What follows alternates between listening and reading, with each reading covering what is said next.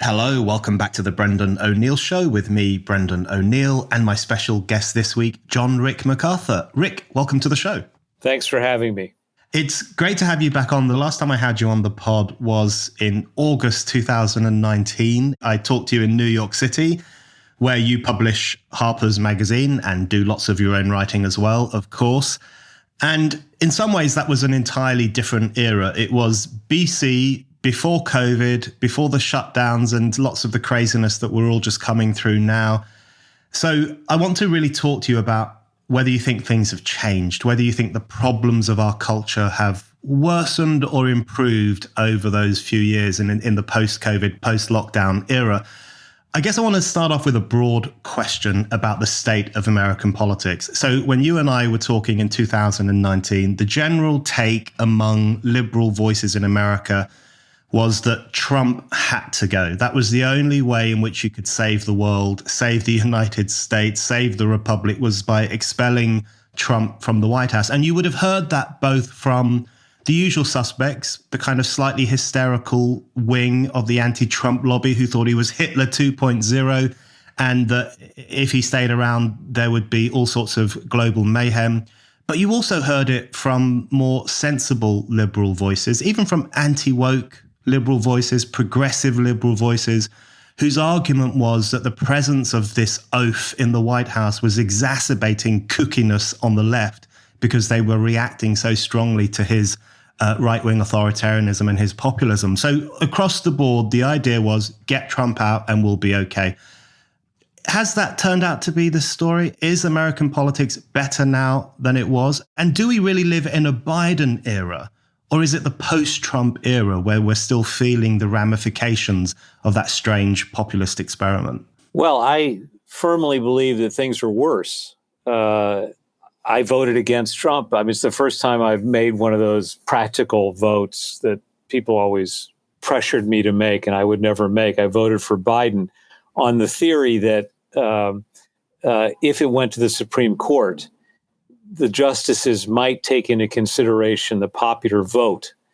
Remember, in our country, it's the Electoral College is crazy, and in New York State, there was no question that Biden was going to win easily. So I could have had the luxury of voting for whatever third-party candidate I wanted as a protest against Biden, but I didn't because I thought, yeah, all of the things being equal, it would be better not to have Trump in the White House because it's been explained to me by an eminent psychologist, Robert J. Lifton, that Trump is a solipsist. He's not a narcissist. He's a solipsist. His only reference is self-reference. He's only able to see the world through his own reflection of himself, whereas as a narcissist wants to be loved, cares about what other people think about them. There's a great deal of self-love also, but he's dangerous on that level. But in terms of the body politic, I think we're worse off because there is no competition whatsoever. There's just, I'm for Trump or I'm against Trump. I'm Trump or I'm not Trump. Biden's only campaign platform is, I'm not Trump. And that inevitably leads to an impoverishment of the political debate.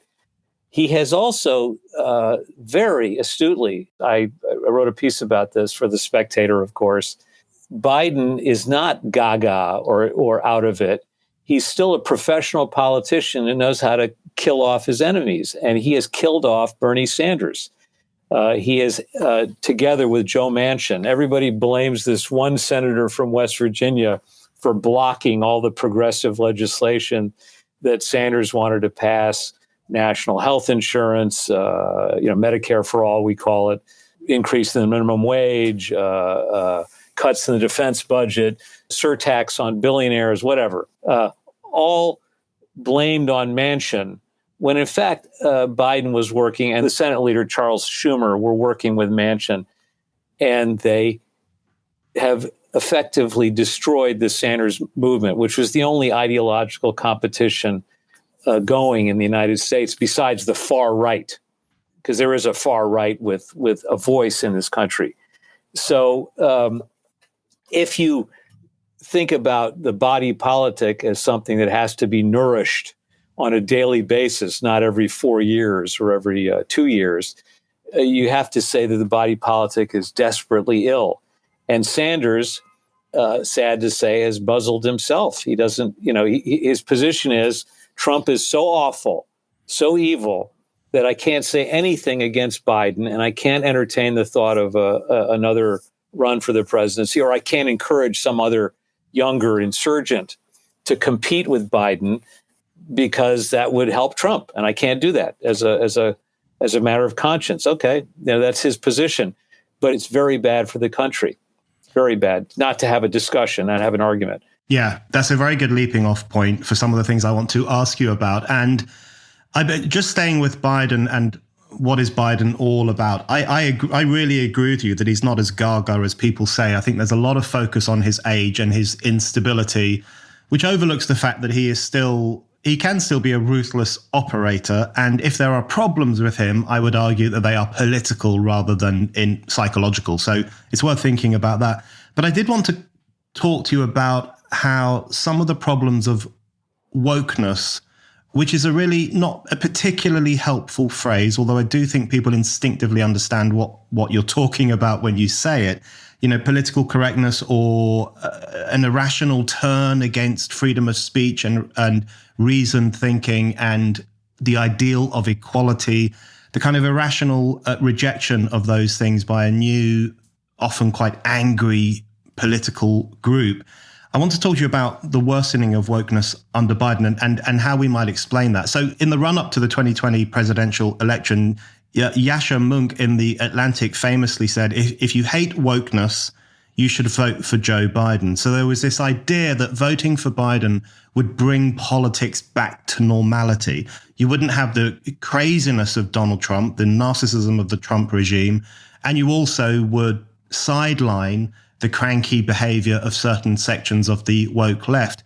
And I think that was a tiny bit reflected in the brilliant letter that you guys at Harper's published on your letter on justice and open debate, which was one of the most important critiques of cancel culture that has been written in recent years. And that was signed by lots of well-known writers and thinkers, including J.K. Rowling. And I agree with every word of the letter, but there was one part that did jump out at me a little bit, which was this idea that the problem of wokeness and cancel culture was in some ways the resistance against Trump hardening into its own form of dogma.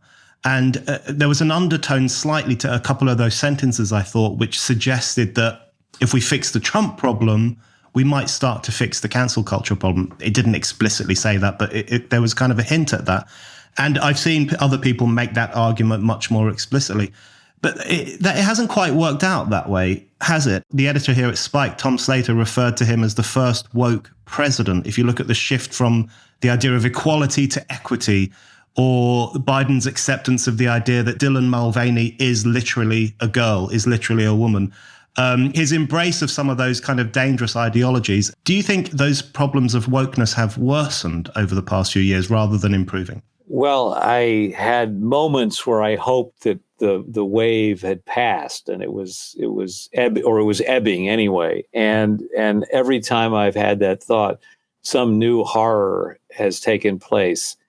And one of the horrors is Ron DeSantis. I mean, the Ron DeSantis is Trump's main rival for the Republican nomination, the governor of Florida, and he's running to the right of Trump on civil liberties. In other words, he's just as bad as the wokes on book banning and so on and so forth.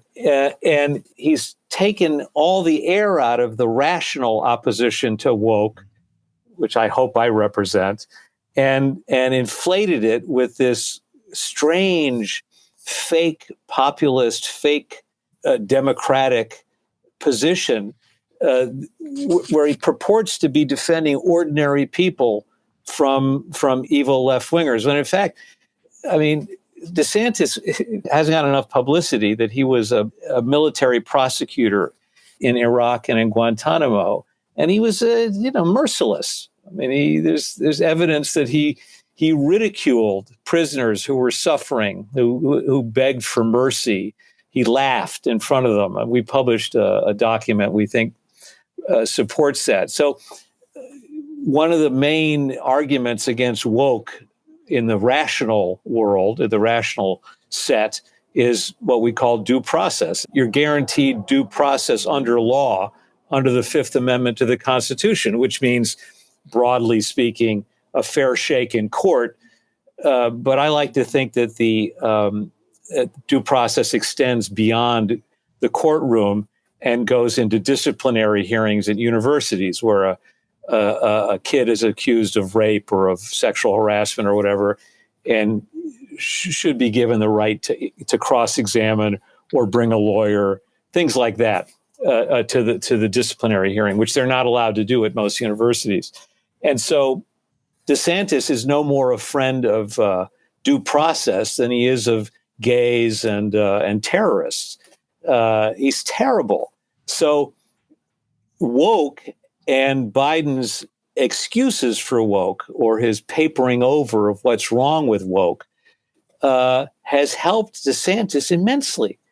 There's really not a hell of a lot more to his campaign right now than anti-Walt Disney Company, and part and parcel of that, anti-woke. I'm going to save you from woke.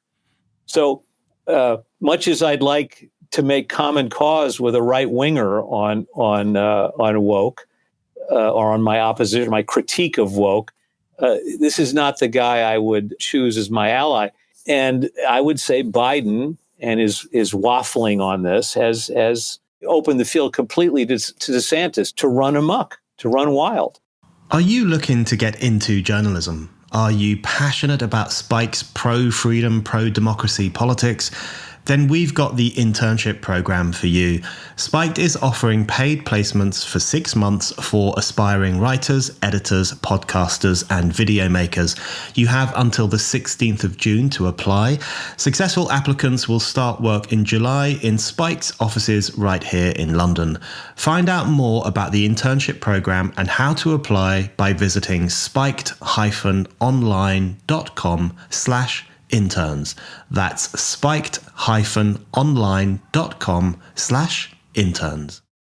That's a very interesting point. And I guess one thing I would want to ask you in relation to that is, so given your description of Ron DeSantis, I might have a slightly more favorable view of Ron DeSantis than you do. But given what you've said, I want to ask you, who is fundamentally responsible for Ron DeSantis's ability to make hay from opposing wokeness? So, for example, in the state of Florida, where he's governor, of course, and if you look at what he's doing in terms of challenging the idea that school teachers should speak to very young children about sex, about gender identity, about lots of these confusing ideas, brilliantly exposed by someone like Libs of TikTok, which shows us the kind of zaniest teachers one could imagine, who are telling kids about they, thems, and all that sort of kind of thing. It isn't Ron DeSantis, and I guess people like Christopher Rufo as well, who's very well known as an activist against critical race theory and the teaching of some of those theories in schools. DeSantis and Rufo both have authoritarian instincts, which does worry me quite a lot. They are, in some ways, especially Rufo, I think, is a bit of a mirror image of the woke set on campus, except he wants to censor and no platform slightly different things. But isn't this fundamentally a failing of the Enlightenment left or the reasoned left to defend these values, and they're allowing these people to come in and do that? Absolutely. Absolutely. Don't get me wrong. I probably am overstating my distress about DeSantis, because sometimes DeSantis sounds reasonable. I mean, personally, I draw the line on gender conversion among underage kids. I mean, because what you're doing is you're giving the state and the legal system, and I guess to some extent doctors, the right to endorse self-mutilation. And I definitely draw the line there. If somebody wants to self-mutilate or do a sex change when they're 25, that's another story. But if they want to do it when they're 14 or 15, I think, the adults have to come in and call a halt to that, have to stop it. So, and DeSantis is able to talk about that. So the big thing in New York right now is, can public schools have drag queens reading stories to children? I think I draw the line there too. Why should you make a point of having drag queens read stories to little kids. I mean, it's weird. I mean, it's confusing and it's upsetting. And I also wouldn't endorse having Ron DeSantis read stories to children. Actually, at this point, but it's the debate on this level is so primitive, so stupid, that again, it gives people like DeSantis the room to look reasonable. I still am more concerned with the due process issues. I mean, I've just recently written about, still the story really hasn't been told fully on what happened to the senator from Minnesota, Al Franken, the former comedian who got himself elected senator from Minnesota. It was a very effective liberal senator. They brought out pictures of him clowning around with a woman who was asleep as if he was going to grab her breasts, things like that. And people started attacking him for allegedly sexist remarks and so on and so forth. And he was driven out of the Senate by one of my senators, Kristen Gillibrand from New York, who's just an awful, awful person. Really should not be an elected representative from any state. But the treatment, what she subjected Franken to, and the bum's rush they gave him, riding him out of town on a rail with no due process, is just an absolute outrage. I criticized it at the time, but I realized that even when I criticized it, I kind of said, yeah, well, he was boorish and so on and so forth. He was insensitive, and I kind of accepted some of the assumptions of his attackers. But he did nothing comparable to what Gillibrand did to him. Nothing. Nothing rises to the level of the cruelty and the unfairness of what Kirsten Gillibrand did to Al Franken. And lots of people now say they regret it. Senators say they shouldn't have voted or pressured him to leave office and so on and so forth. These are big issues that have not been fully discussed, have been fully vetted. And Gillibrand is still in the Senate. She's running for re-election with the full support of Charles Schumer, the Senate Majority Leader, her co-senator from New York, and I'm sure of Biden. But there's no competition for woke. Yeah, I'm sure if you asked her directly, do you think you were unfair to Franken, she would still say no. Yeah. Well, let's talk a little bit about the cruelty of the moment, because it is worth reminding ourselves of that. I think one of the things you and I spoke about last time was the fallout from the Me Too movement. Now, Me Too doesn't roll off the tongue as naturally as it would have done a few years ago. It's slightly fizzled out, or it takes different forms than it might have done in the past. But it is worth reminding ourselves, isn't it, of the extent to which lives and reputations and careers were destroyed, sometimes on the basis of a pointed finger, on the basis of an accusation. And, it brings to mind that line from The Crucible, is the word of the accuser holy now? And it was holy in that period. It was the thing that could determine your fate.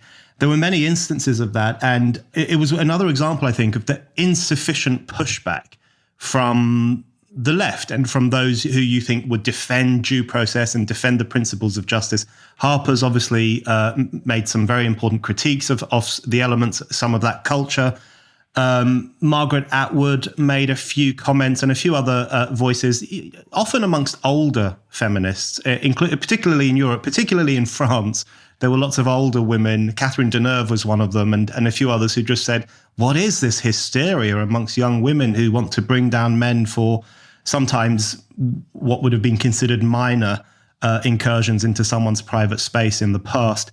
Are we still living in the overhang from the Me Too culture? Do you think Me Too was a manifestation of a general sweeping culture of cruelty that hasn't quite gone away? Absolutely, and it's now encrusted in the it's part of the establishment. Corporations have adopted it now for advertising purposes. I mean, that's well known. I mean, a lot of people have written about that with irony, with a sense of irony. It's some of the excesses of woke occasionally get ridiculed, but ultimately, I mean, Ricky Gervais and Dave Chappelle, they haven't won the day. I actually thought that humor would win out in the end, but neither one of them.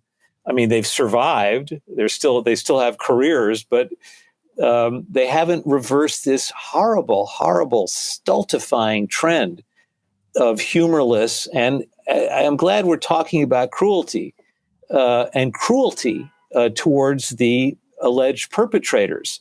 And somebody like me, I can defend myself. I've got a public platform from which to defend myself. But the assistant professor of sociology at whatever state university doesn't have anything. What he's got is or she's got, in some cases, is the assistant dean for diversity. And they keep hiring, they keep staffing up at universities. They keep hiring more and more diversity deans, or the police. They're supposed to enforce woke ideology, and very chilling to free speech and to independent thought and to protest. If you have tenure at a university, I have a friend, I just was talking to him yesterday, Laurent Dubreuil at Cornell, and he was talking about they're all delighted because Bill Maher, the comedy show host, has come up with this Golden Testicles Award, which he gives to people who have stood up to woke. And he just gave it to the president of Cornell, a woman, who, when a group of students asked for trigger warnings in a systematic way or something like that, she said, no, you're coming to university to be opened up to new ideas and exposed to what you might consider dangerous concepts and so on. No, I will not systematically put trigger warnings or labels on courses, coursework, or syllabus selections and so on. So that's a step in the right direction.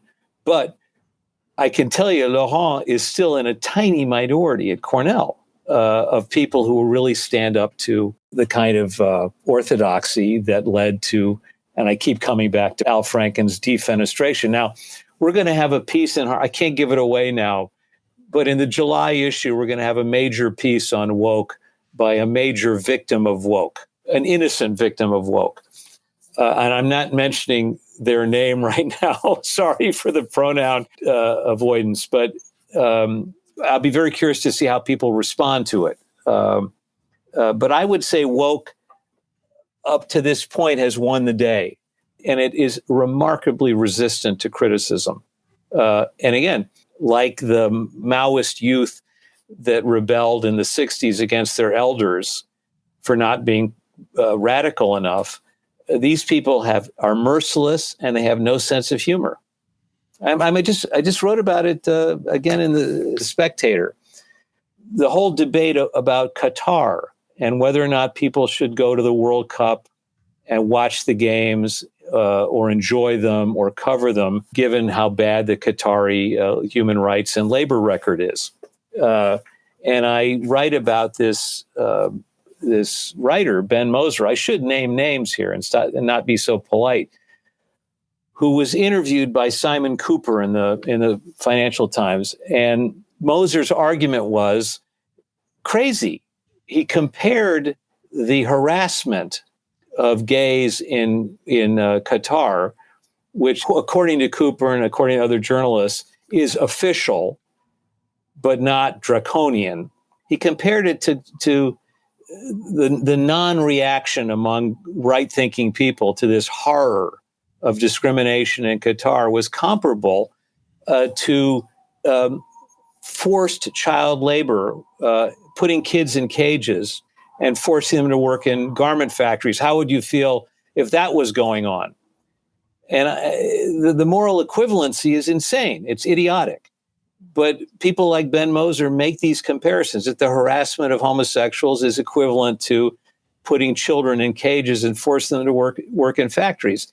When you're on this kind of a level of I don't know, immaturity or stupidity, it's very hard to have a conversation, to have a rational conversation. And when I bring up due process, at least when I brought it up, just the concept of due process in the Constitution with radical wokes, and I'm talking about 2-3 years ago, they'd say, well, it's like the French Revolution. Some heads have to roll. It's tough. It's tough. I'm glad you brought up the difficulty of having a conversation, because that's something I've noticed. Throughout modern political history, there have always been incredibly heated discussions, extraordinary conflict, great tension in society. But the opposing camps generally knew what each other was talking about and were generally able to engage with ideas at a common level. And that is increasingly difficult these days. You almost feel like you're speaking a different language to some of the people on the other side. So I wanted to ask you precisely about the issue of language and how key the manipulation of language is to the enforcement of woke ideology and the obliteration of even the possibility of dissent, never mind the act of dissent. So you wrote a brilliant piece in The Spectator recently about woke language in the US and how it tends to trickle around the world. And you gave some just brilliant, beautiful examples, like the University of Southern California School of Social Work, which has banned the use of the term the field to refer to the world outside the classroom, because the field might have connotations for descendants of slavery. You also refer to the Associated Press example, where they advised not using the word the in a dehumanizing way. For example, the poor, the French, as if French people are running around in a state of distress if anyone says the French. And there are lots of other examples too, which on the surface can look crazy, and lots of people do laugh at them. You even point out that even the New York Times has made fun of some of these examples. But the manipulation of language, the changing of language, is a really important part of this process, isn't it? Because it limits, especially amongst younger generations who are socialized into this new way of speaking, it actually limits what they can think and how they can act on the world if they have a very limited terminology for understanding things. Yes, and by the way, I don't want to make you think that your listeners think that I was being too polite to the New York Times. So the New York Times went along with, yes, banning the French is going a little bit too far. But they didn't seem to have any problem with banning other things like the poor. They just thought it was funny that the French were angry that they had been included in this style change at the Associated Press. But on the more fundamental question of language, what I'm really horrified by is the obliteration of literary and historical memory. And I mean, it's very heavy-handed. At a certain point in my life, I got a little sick of George Orwell, St. George, and especially around the time of the invasion of Iraq. I was horrified by Christopher Hitchens' employment of Orwell to justify any horrible thing that we did in Iraq. And Orwell should be remembered at least for inventing the term newspeak in 1984.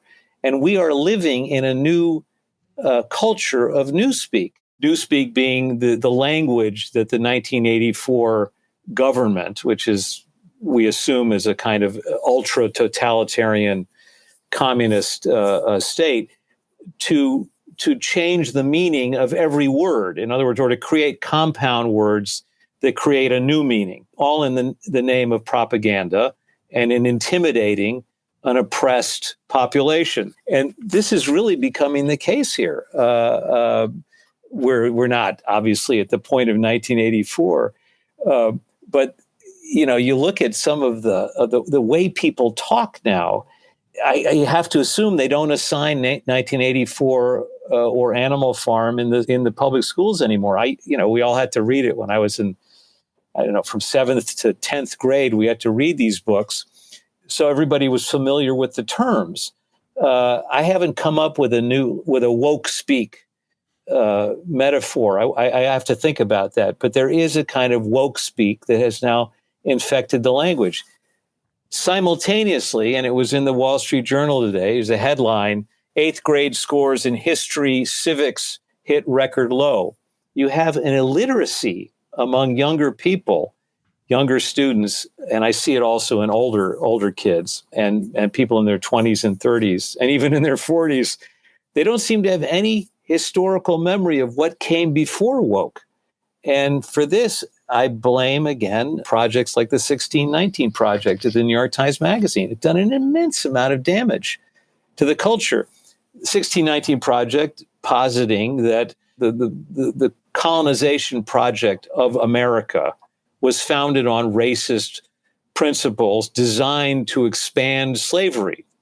Now, an oversimplification to say the least, but it metamorphosed into this despairing view of the country that eliminated really eliminated the abolitionist movement, which actually predated Jamestown, and eliminated people like, great Americans like Frederick Douglass. Nobody knows who Frederick Douglass was anymore because he's the freed slave who became a leading abolitionist and one of our great rhetoricians and sort of public figures, public citizens before and after the Civil War.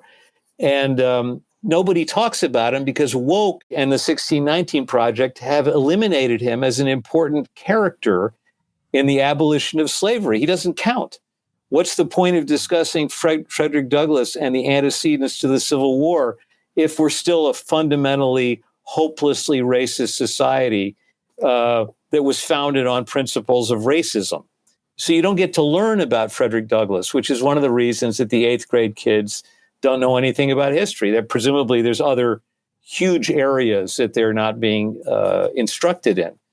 And I would say that the woke people, or the woke ideology, like the 1984 ideology, wants to eliminate all the subtleties, all the complexities, all the divergent streams of history in order to promote one ideology. The war on historical consciousness is such a concerning element of contemporary culture. We have it here in the UK as well, not quite explicitly as the 1619 Project, but we do have it here too, this attempt to depict British history as just a litany of crimes, nothing else, and something that we must atone for constantly in our daily lives. And I think people underestimate how violently that tears the citizen from a sense of belonging to his or her own society. And I wanted to ask you about how some of those ideas played out in America over the past few years. So, of course, another big thing that happened since you and I last spoke in 2019 was the BLM riots of 2020. And for me, the most striking image from those riots, I think it was in Portland, where a statue of George Washington was torn down and it was spray painted with 1619. And I thought it was such a telling moment because 1776 doesn't matter anymore. America is no longer founded in revolutionary ideals or the ideals of democracy and freedom. It is instead a country born from the sin of slavery, born from the sin of racism. And you see that racial fatalism quite a lot in contemporary discussion in America. I mean, Ta-Nehisi Coates is a good example of it, but there are other examples too, where racism is seen as the original sin, and it's openly referred to as the original sin. During 2020, the summer of 2020, there was a piece in Slate magazine which referred to the original sin of America being racism and slavery. That racial fatalism and that turn against the dynamic, conscious creations that took place in American history, that tells us something more broad about the pessimism of our times, doesn't it? Yes, although I think a lot of this is, and I'm giving away a little bit of the piece we're going to publish in July, it speaks to the merciless Protestant roots of the United States.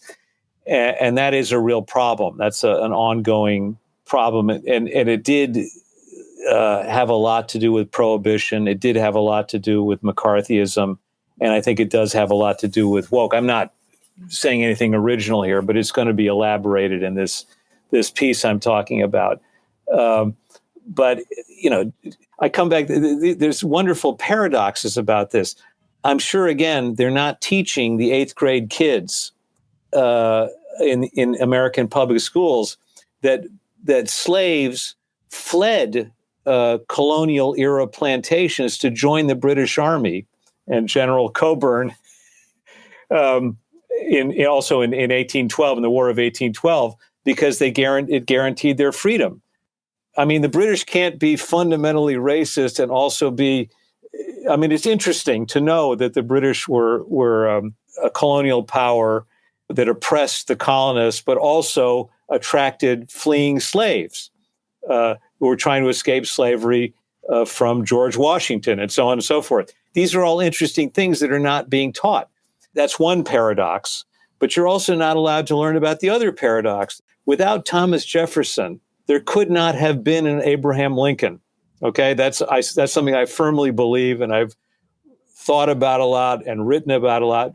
Lincoln was absolutely monumentally moved by Jefferson's writing and by what Jefferson stood for. The fact that Jefferson owned slaves does not delete his thinking or his influence on Lincoln. Does anybody talk about that anymore? When they removed the Jefferson statue from the New York City Council chambers last year, a year and a half ago, did anyone in our enlightened left intelligentsia stand up and point out the influence that Jefferson had on Lincoln? No, I didn't see it anywhere. I mean, I might have said it to somebody, but I've written it in a book, but I didn't see anybody say, wait a minute. Yes, Jefferson had limitations, but his thinking and his writing led to abolition in certain states. Washington was a complicated person. Yes, it's true he did not free his slaves during his lifetime, but he did free them after he died. He put it in his will that they were to be freed after he died. They belonged to his wife. So he actually didn't have the right to free them while he was alive. But these are all complicated, paradoxical facts and information that informs history and informs political analysis that the ordinary person is being deprived of now. Ta-Nehisi Coates is now the, maybe I don't want to overstate it, but he's more important in the way Americans think about racism and race and slavery, I think, than any mainstream academic historian that I can think of. Yeah, absolutely. No, I think the attempted cancellation of Thomas Jefferson to me was just one of the most horrendous things that happened in recent years. And there was also, you mentioned the statue being taken down, but there was also there was an elementary school, I think, in New Jersey that was called the Thomas Jefferson School, which renamed itself. I mean, just shameful, historically illiterate behavior.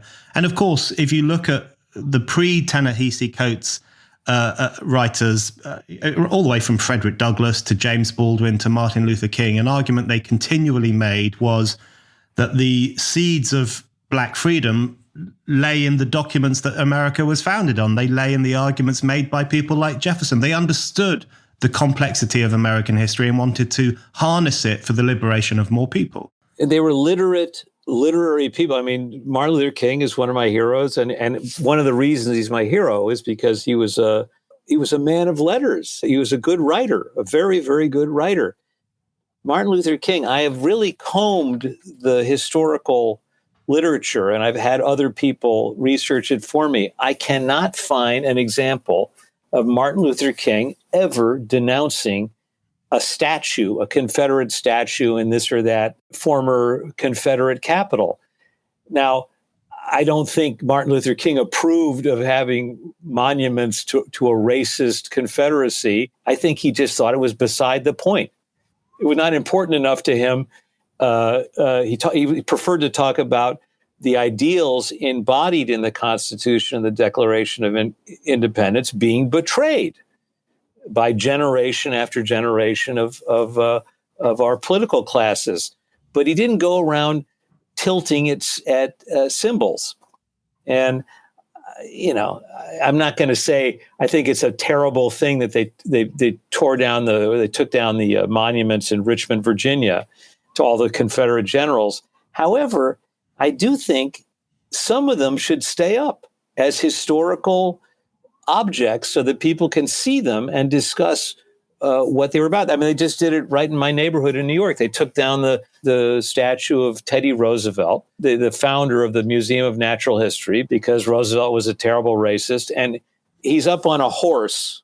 I don't know if people may have seen this picture. He's on a horse, and there's a Native American on one side, and I think I forget who's on the other side.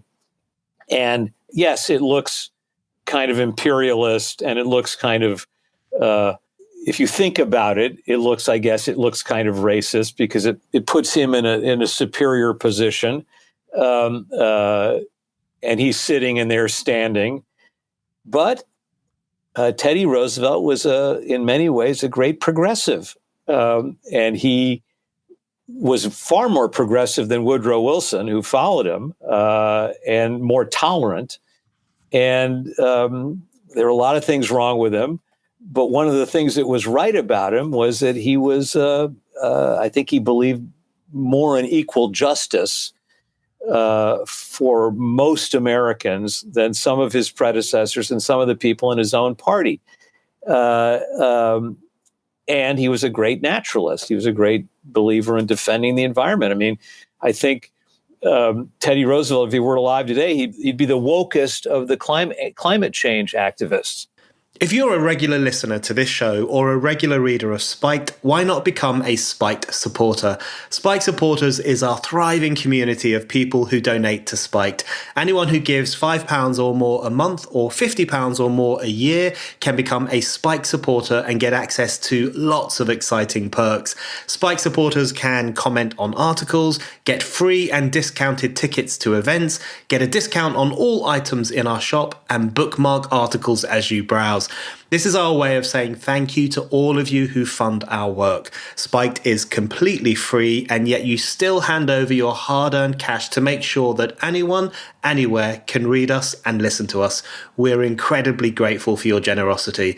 If you don't give to Spiked yet, now is the perfect time to start. Just go to spiked-online.com/supporters to set up your donation and your Spiked supporters account. That's spiked-online.com/supporters. Yeah, we've had similar statue controversies here in the UK. The famous tearing down of the statue of Edward Colston, the slaver in Bristol. There's a long-running campaign to take down the statue of Cecil Rhodes at Oxford University because of his colonial behaviours. And what's very striking about some of those endeavours to remove those statues is that it's not even justified on political terms. I mean, there are many moments in history where you have a shift from one political era to the next, and it's often accompanied by the removal of certain monuments, the tearing down of certain statues. But these new attacks on public monuments are often justified in therapeutic language. So the students at Oxford who have a campaign called Rhodes Must Fall, they describe the statue as an environmental microaggression. So walking past it hurts their feelings, damages their self-esteem, makes them remember the pain of their ancestors. It's almost like they're plundering the pain of their forefathers in order to fortify themselves with a sense of victimhood in the 21st century. And there's a very therapeutic dynamic here. So it further feeds into that woke sense that it's not historical, it's not political, but you're in your own universe and you must constantly protect yourself from slight and insult and so on. But I'm glad you brought up the psychological aspect of it because I left it out of my 1984 example, which is the 2-minute hate. If you've read 1984, you'll know that every week, I forget what it is, the party, which is the single party that runs the country, that runs wherever country they live in, which it is England, right? We all agree that Orwell is describing an England taken over by a mad ideology, and every week they have the 2-minute hate, where everyone has to go into a theater and they project an image of a political rival, an exile named Goldstein, who is presumably Trotsky, but he's somebody that everyone can hate together. And they scream and they gesticulate and so on and so forth. And they work out psychological angst on Goldstein, who is this figure of hate. And the 2-minute hate becomes a therapeutic session that everybody has to indulge in every week.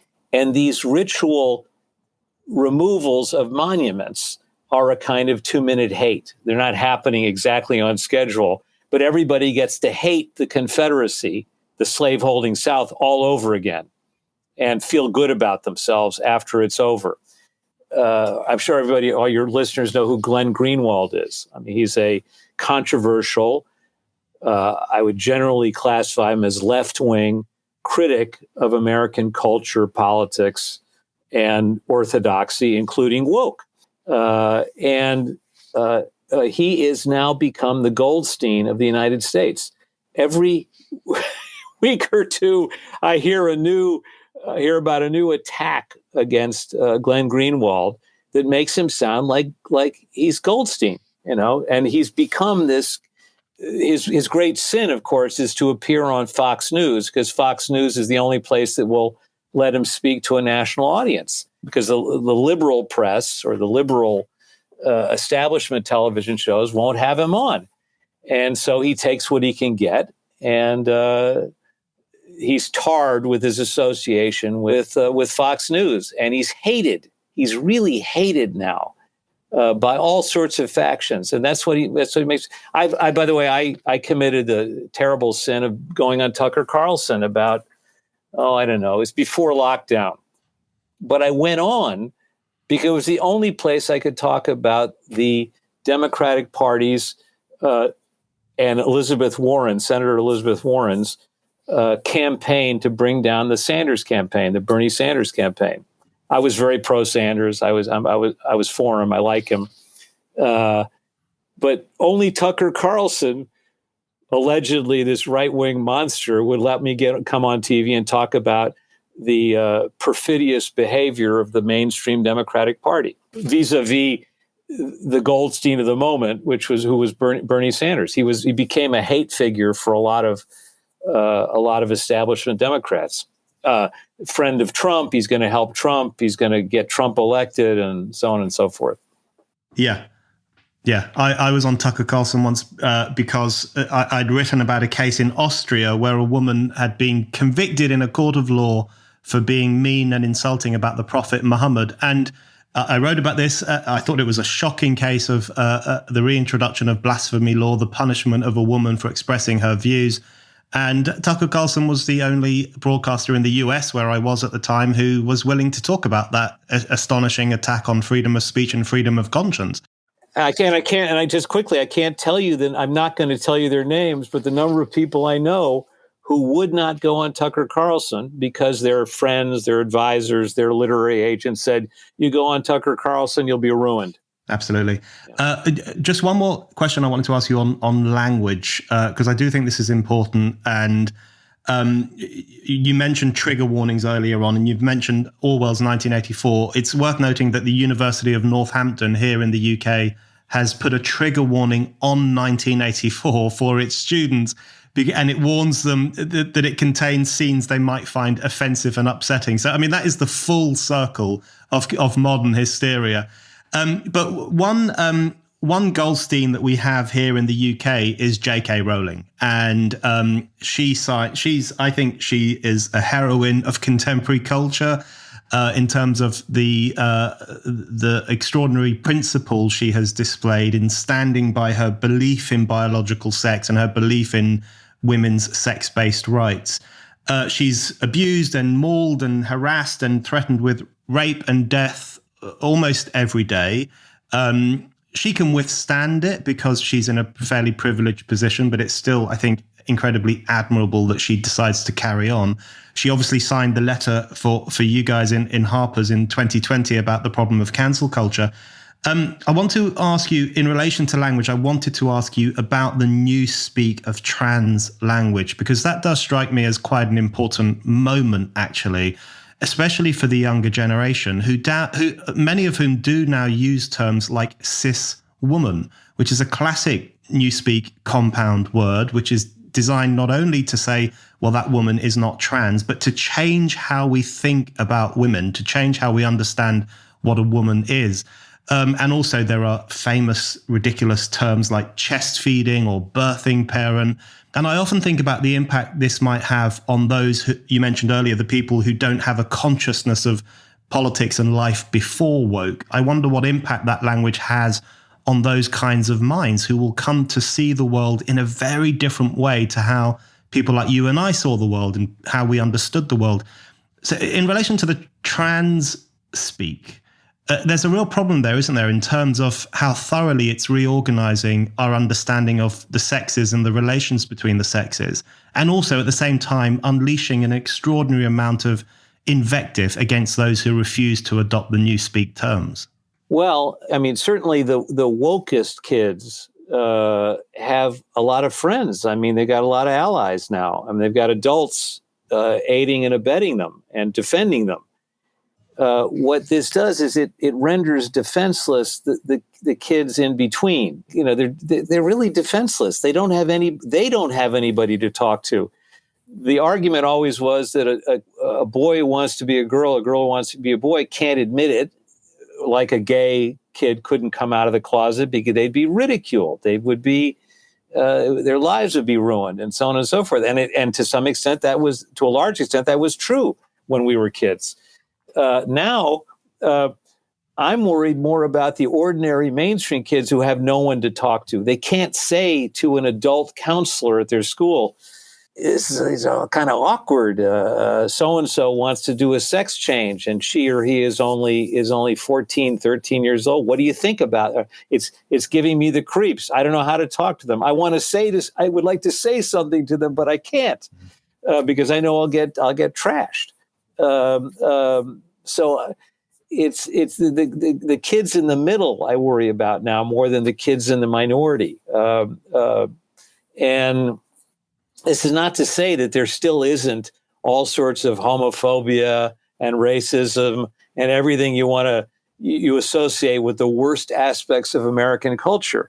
But there's this new class of, I would say, of in-between kids, and it's of all races and both genders, that would like to talk about these issues, but there's no forum for them. And certainly you're not going to post something on Twitter, at least not under your own name, saying, I draw the line at self-mutilation or something like that, because you'll be driven off the map, or you have to go into exile like Trotsky, where eventually Stalin catches up with you and kills you, assassinates you. So I am deeply distressed about kids and what they have to go through. I've seen my own daughters go through some of these arguments at school, and it's intimidating. It's quite intimidating for a kid who's not either ultra woke on the right side of history, or a kid who's not tremendously articulate or hasn't figured out what they really think about these issues. But there's no adults available to talk about it. Or there's Ron DeSantis, who again doesn't have a very subtle approach to these issues. Yeah. I think Chimamanda Ngozi Adichie described that culture incredibly well recently. She talked about the cold, grasping, unforgiving climate that seems to dominate amongst certain young people, especially, in fact, the well-educated ones on university campuses. And she talked about just the baleful impact it can have on people's social lives and the way they go through every day, where they're fearful constantly of saying the wrong thing, of using the wrong term, expressing the wrong idea.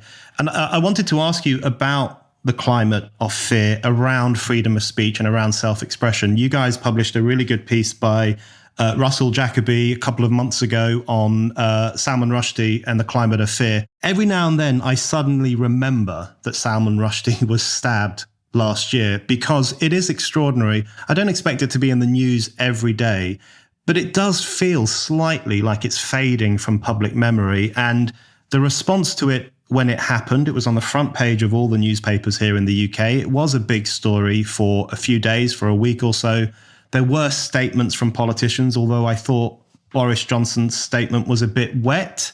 And some of the other politicians in this country took a very long time to say anything at all, which is extraordinary given Salman Rushdie is a British citizen and a knight of the realm and an important part of British culture and modern British letters. But it does feel like that even during when the original fatwa was issued, there was cowardice among sections of the literary elite and the political establishment who were unwilling to stand up for Rushdie. But lots of people nonetheless did stand up for him. But this time around, it feels like there was less of that, doesn't it? It feels like one of the best known writers in the world can be almost murdered, very seriously injured for the crime of writing a book that the Ayatollah of Iran didn't like. And people are almost forgetting about it. Worse than that, they blame the victim. Back in the old days, I was there. Harper's Magazine is the only magazine in the world to publish an excerpt of the Satanic Verses. We did it in all innocence because the fatwa was declared afterwards and after the riots in Bradford and so on. And we organized the counterattack. We organized the big reading by all these famous writers and so on and so forth. It shamed the booksellers in New York and around the country to put the book back on sale and so on. So I've been a pro-Rushdie militant for more than 30 years. And so I was well placed to notice how muted the reaction was. Here, they got him. Some crazy guy inspired by Islamic fundamentalists actually got him. He almost killed him, and he took out his eye. He blinded him in one eye.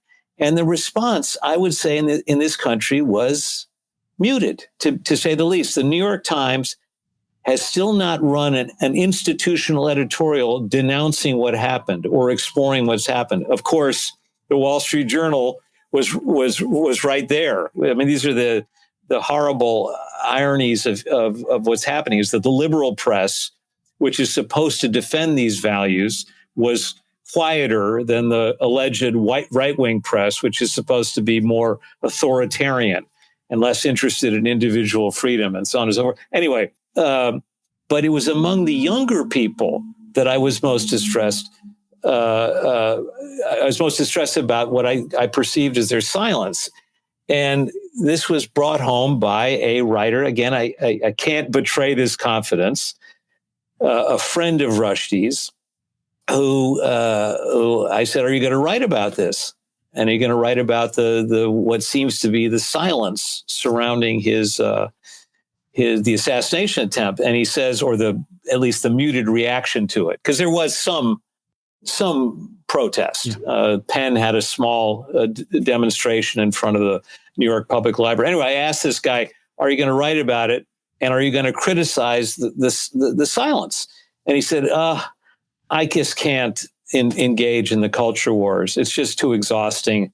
I don't see it just doesn't work for me. I'm just too exhausted by it." In other words, he, who was a friend of Rushdie's, a personal friend of his, very much in solidarity with him, was not going to call out the people who didn't defend Rushdie because he was too exhausted and too I think, demoralized by the culture wars, by the woke wars. In other words, and the woke position, the ultra woke position on Rushdie is that any defense of Rushdie had to include a defense of the rights of the Islamic minority.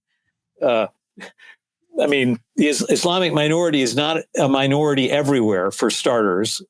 Jacoby points out it's a minority of 1 billion adherents. But the point is that the possibility of offending a devotee of Islam was as important in their minds as the defense of freedom of speech, freedom of expression of a writer who was actually violently attacked and violently injured.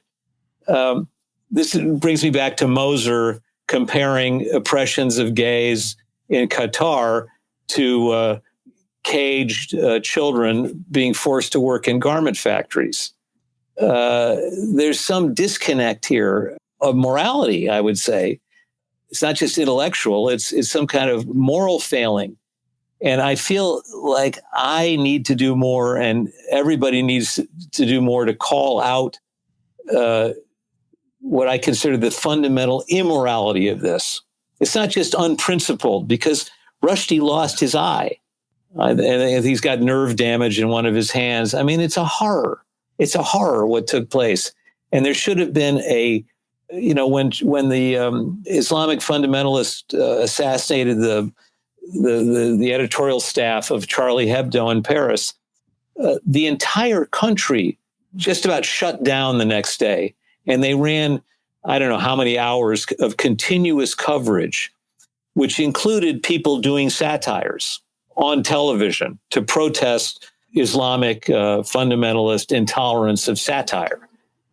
In this country, there was a polite demonstration in front of the New York Public Library, but there was nothing you could call a full-throated defense of freedom of expression, because people, woke people, I guess you could say, maybe I'm being unfair to some woke people, don't consider the defense of freedom of expression or freedom of speech to be a civic obligation. In fact, you've heard this now, that the First Amendment is there to defend white privilege. Yeah, that's very well put. And I think the role that Harper's played in defending Rushdie during the fatwa years was so important. And what happened to him last August, it was an act of barbarism, not only against one man, but against Western civilization, against the idea of freedom of speech.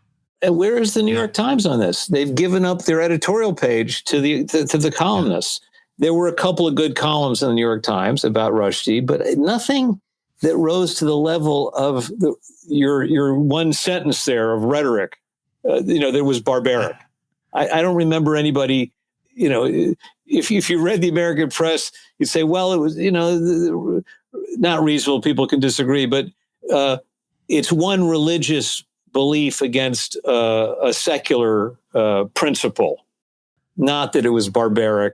It's really very distressing. So my other example is Julian Assange. The mainstream American press will not wholeheartedly defend Assange. The Committee to Protect Journalists, which I used to be on the board of, is the most important mainstream press freedom group in the United States, does not list Assange as part of their imprisoned journalists. He's not on their imprisoned journalist list. He is an imprisoned journalist. He's not a journalist like maybe I am. He doesn't write for a newspaper. But what he did was exactly the same as what the New York Times did when they published the Pentagon Papers that were leaked to them by Daniel Ellsberg. Assange had these documents leaked to him, and he put them out for people to judge for themselves. That's the work of a journalist. It is a truly extraordinary state of affairs where the one person in prison over the Iraq and Afghanistan calamities is the man who said what happened, or rather than the people who made it happen. It really is an extraordinary situation. We're still in pieces all the time at Harper's. We're dependent on things that came from WikiLeaks. One of the pieces we're about to publish has a major WikiLeaks leak in it, which we wouldn't have if it wasn't for Julian Assange. But there's a general indifference to Assange that I think that reminds me of the indifference to Rushdie. So, Rick, I've got one more question for you, which is we've talked about the counterattack one might launch against the barbarism that hunts down wrong thinkers like Salman Rushdie, or the general rise of woke intolerance, the attack on due process. It's incredibly important to push back on all of those things, as you have articulated very well. I want to talk about one of the most important counterblasts of modern years, which is populism. And that's too big a subject for you to address in one answer. But I wanted to get your views on the standing of populism, because I often read obituaries to populism. People will say, when Macron, a lot about France, when Macron was elected, there was loads of obituaries. This is the end of populism. He's going to restore European liberal normalcy. We see that all the time, but it's simply not true. We've seen the rise of populism in Italy, in Sweden with the Sweden Democrats, in Finland most recently.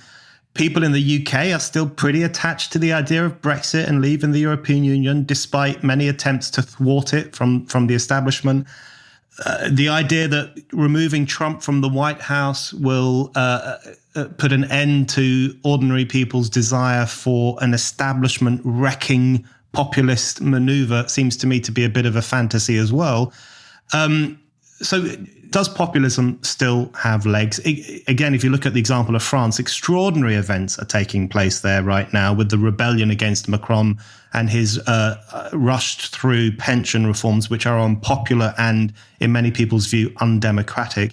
There is still a desire, isn't there, to push back against the ancient regime, the old establishment, and for ordinary people to assert their voices in the public sphere. Yes, and I look to the UK and France for hope right now. Right now, as I told you, with the crushing of Sanders and his movement by the Democratic Party, there's not much hope for the kind of populism I like. We have a very distinguished tradition of populism in this country, which had everything to do with agrarian reform in the 19th century, opposition to excessive powers by banks and high interest rates and so on and so forth. Anyway, populism has gotten a bad name because it's associated with Viktor Orban and Trump. I am here very much to defend populism. Bernie Sanders is a populist. Trump has populist aspects to him. And the great fact to know is that according to the most reliable polls, between 8 and 10 million Obama voters voted for Trump in 2016. They were so disgusted and so disappointed by Obama and by Hillary Clinton, so appalled by Hillary Clinton, that they switched. They said, hey, this guy says he's going to do something about the job they shipped to Mexico or the job they shipped to China or whatever. This guy stands up to the banks, whatever. He sounds like he's going to fight for me. Now, the fact that Trump is a con man and a kind of a criminal is it's too bad. But there was a real crossover between the Sanders people and the Trump people. And I still think that Sanders could have won. Now that he's been marginalized and suffocated, I'm looking more to France and the UK for hope. I was just in France, and it is astonishing what's happened. It's not about the pension reform anymore. It's about the dictatorial powers being used by the president, Macron, to have his way. I mean, I interviewed this centrist aristocrat, Charles de Courson, who actually brought the motion of no confidence after the government invoked Article 49.3, which allowed them to impose the pension reform without holding a vote. And de Courson, he's amazing. I said, why would Macron go to these lengths to have his way when he puts the whole civic and moral health of the country at risk? And he goes, he's a Hegelian.